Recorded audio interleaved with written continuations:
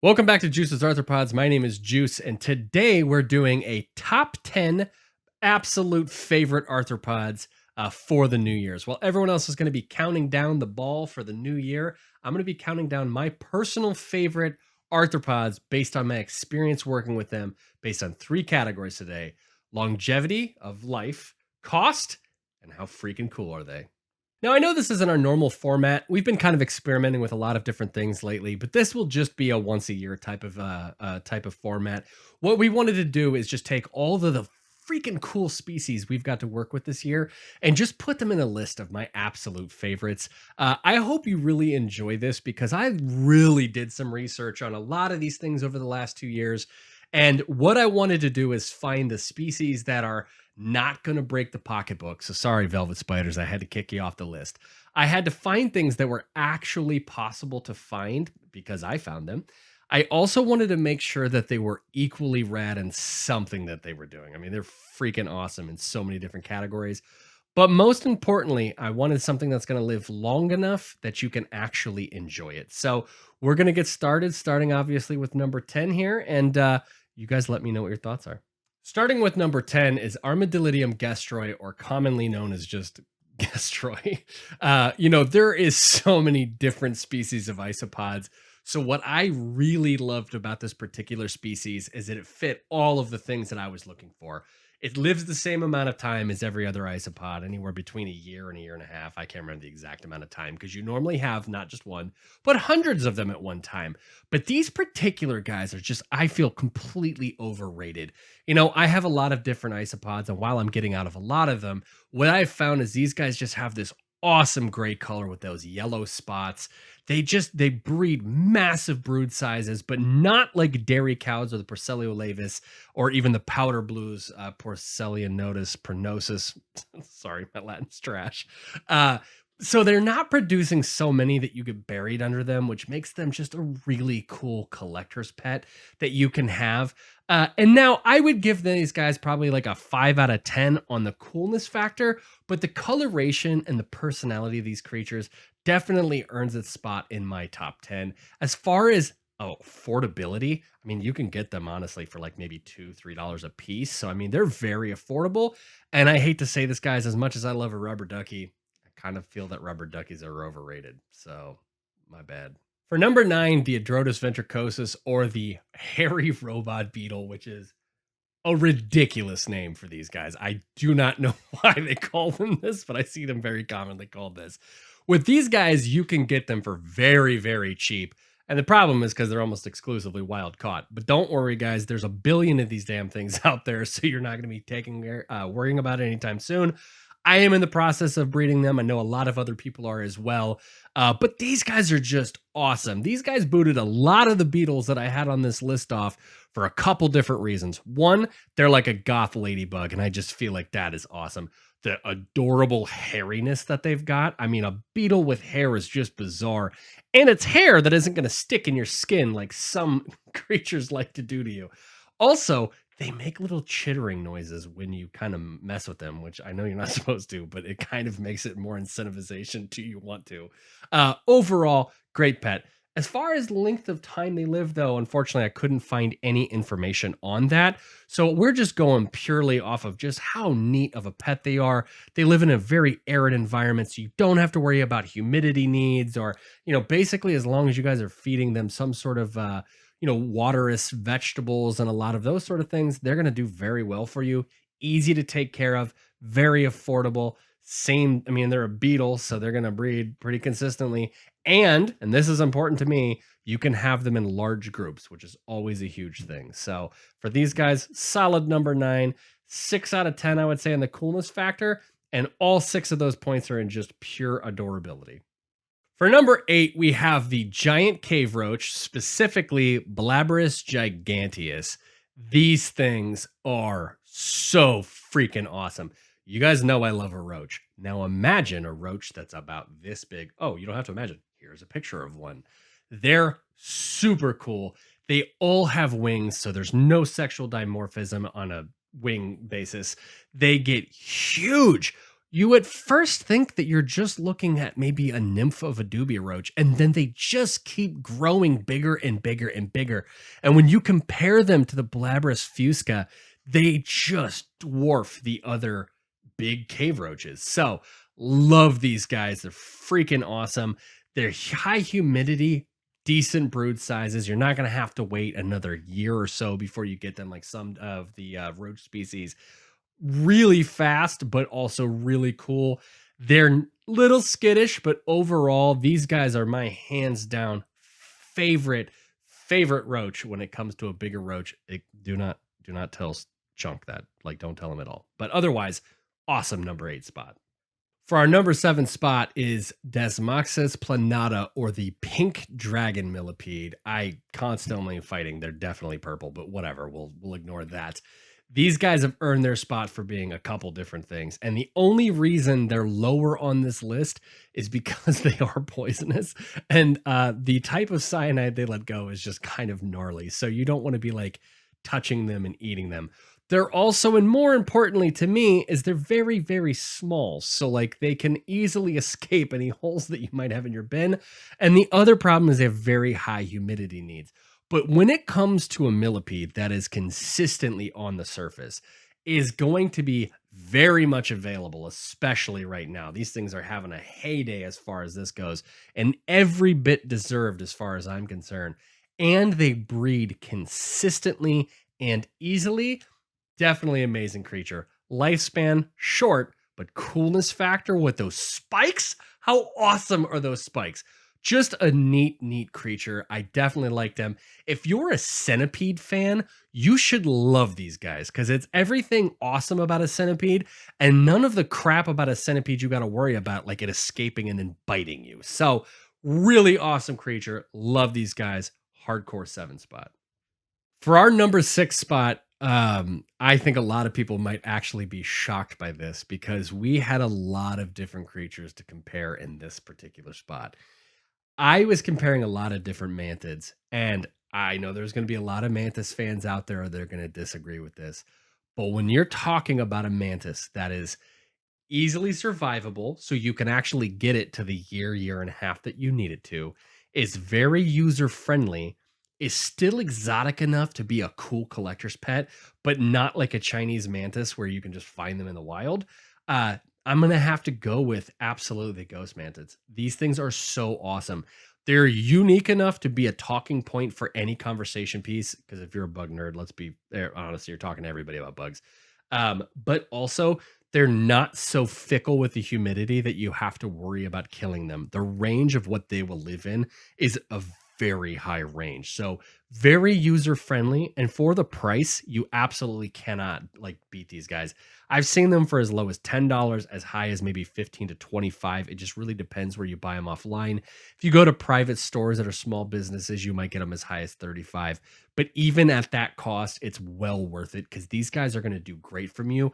Even at like an L1 or L2, they're really user friendly. So this one beat out a lot of other mantises and a lot of other creatures that I thought were way cooler, but they beat them in every aspect when it came to how the availability to them, as well as the cost of these guys, and just the general weirdness. If you haven't seen a mature male ghost mantid, please go look at it right now. I don't have any to show you, but they're just absolutely the weirdest looking creatures. So, really happy to see the ghost mantids get on this list because I know there's a lot of options out there, but hardcore sticking with this one for number 6. For number 5, I had to put a tarantula. I love tarantulas. They're amazing. They're easy pets overall. Even the medically significant venom ones are just super easy to take care of.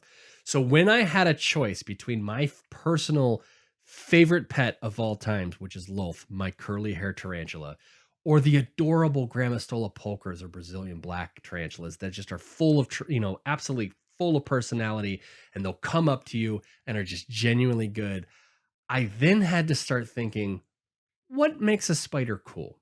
It's not just how awesome it looks, but it's also, what does it do? Is it a good eater? Absolutely, this spider fits the bill. Does it hide for 6 to 8 months at a given time? Not at all. It's going to constantly be out for you. Is it going to have the cool looks that I'm looking for? Absolutely. And is it fast? Because that is my personal favorite when it comes to spiders, is that it can outrun its prey. Yes, to all of these. As you may know, it's a very common one, but the green bottle blue, or green bottle blue tarantula. And I honestly, guys, I was attempted this like 3 different times. I cannot figure out how to say this in Latin. um, these guys are just a very, I would say, not overrated or underrated. They are perfectly rated as far as their popularity goes. You've got yourself a tarantula that is going to use anchor point webbing all over the place. It's faster than hell.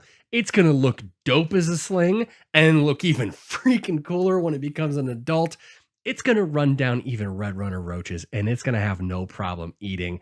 It is a great, great tarantula. It doesn't hide for 6 to 8 months. It's skittish, but it's not so skittish that you have to worry about threat posing.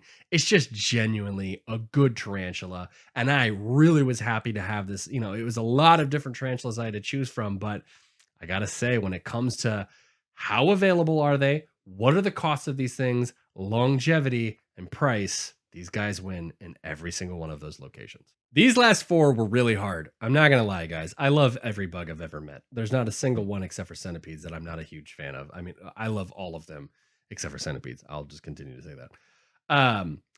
But when I was trying to determine the final 4 and in what order they were going to go in, I was really, really torn, because some of these are very uncommon and then some of these are very common. So for number 4, I had to go with Phidippus regius or Regius. I've heard both ways. The regal jumping spider.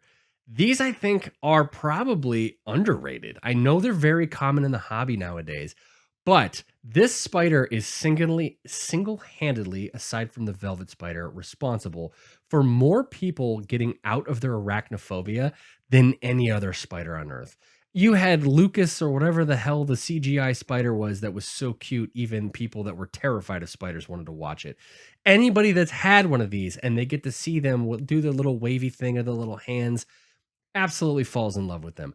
I have posted things of Debbie where she's just giving little waves to you, and I have had people that are absolutely terrified of spiders or hate bugs and are the typical people that say kill it with fire say, I hate spiders, but that is cute. Everybody on the planet who looks at a jumping spider, you have to be a heartless bastard to not just look at these and think, holy crap, that is a cute spider. So regal jumping spiders for Phidippus regius, absolutely number 4. And the only reason they didn't get number 1 in this is because while they're cool, they're not the coolest on this list. Coming in at number 3, we have a name I can absolutely never remember what it is. So I'm just going to call him the golden orb web weaver. I'm clearly looking down and reading off a sheet here.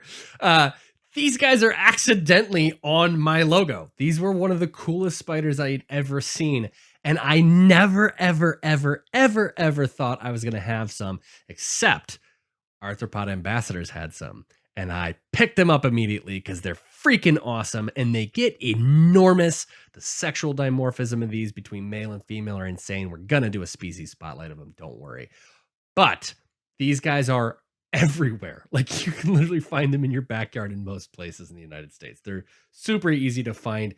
They're massive, and their common name is the golden orb web weaver because they have a sheen of gold on their web, I guess. As far as fast, they're so quick. They're disturbingly fast. And I had a lot of different true spiders that got kicked off the list for these guys because in my experience, I love working with spiders. They were what got me passionate about arthropods to begin with. And these guys are everything I want in a spider. I want a spider that's crazy fast and has crazy long legs and looks insane and could potentially bite me but won't, and is genuinely just amazing at killing pests and adorable and cool looking and everything. That's what you want. That's what you want in a bug. That's why you're into bugs, right? So these guys have all of this. So when it comes to cost, they're pretty cheap because you can find them in most states. They are becoming more available in the hobby, so they are available, but that's the only thing that kind of drags them down. Lifespan, they live about 8 molts, so probably I would say, you know, if I had to guess without any actual research on it, about a year and a half, which is pretty standard. They get big, probably about the palm of my hand, make massive webs, just a freaking cool spider. And getting to work with them, it's been absolutely insane to watch them eat because they are really, really quick. So yeah, hardcore number 3 spot for sure. For number two, as some of you guys know, I've been getting into beetles lately. And the only thing that keeps more beetles from being on this list is that beetle larvae take a really freaking long time to grow. But some beetles are just so cool that you have to add them to a top 10 list.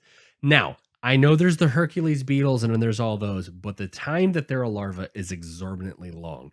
So, on number two on my list, rainbow stag beetle. These guys are beautiful. And these guys were bumped up a lot when very recently we had our own personal encounter with them when we identified that the females can chew through stainless steel mesh.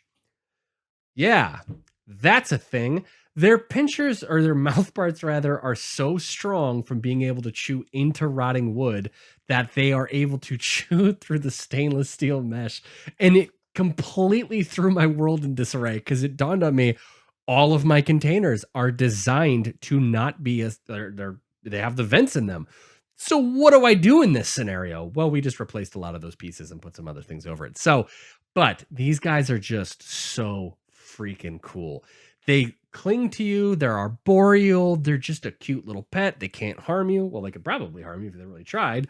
They don't take that long to go from larval stage to beetle stage. And all you really need for them to, after you pair them together, is some rotting wood and you're good to go. So when it comes to just like availability, they're a little bit harder to find now, but you can find them.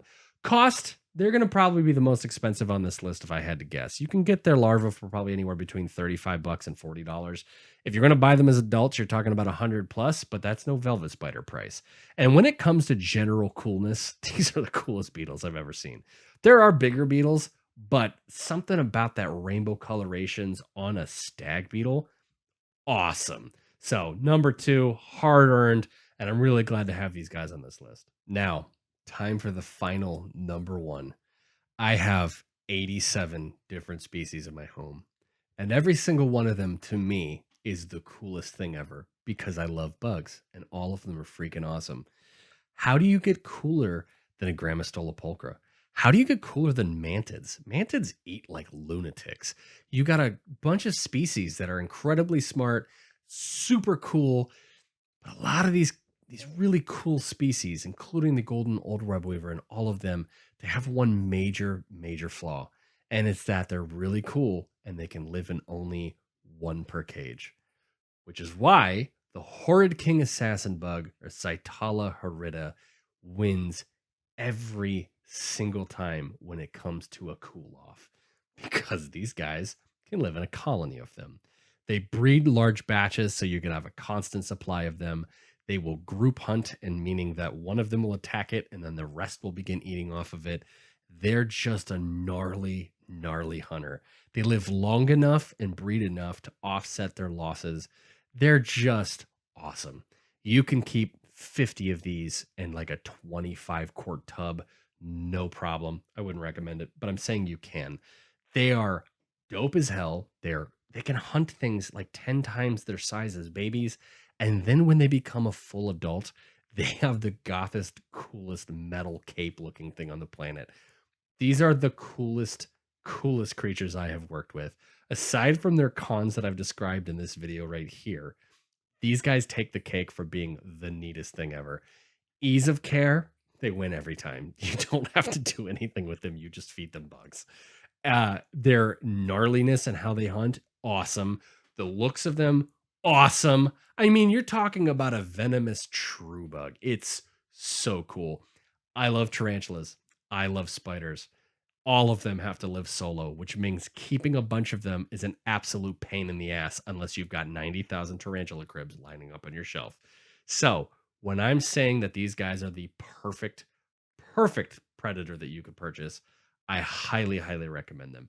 You're going to get the best bang for your buck. They are available and they're getting a little bit harder to find recently because of the fact they're from the Congolese areas, but they are just absolutely cool. So hard earned Horrid King Assassin bug. You've won your number one spot. And if you guys have these, and honestly, it doesn't get better than this. I'm not going to lie to you. And if you don't have these, you should get them so you can see just how cool they are. My name is Juice again. Please like and subscribe. And if you disagree with this list, Let's argue about it. I look forward to hearing what you have to say. And if you have bugs even cooler than this, I want to learn all about them. So thank you guys so much. Have a happy New Year's, and we'll talk real soon.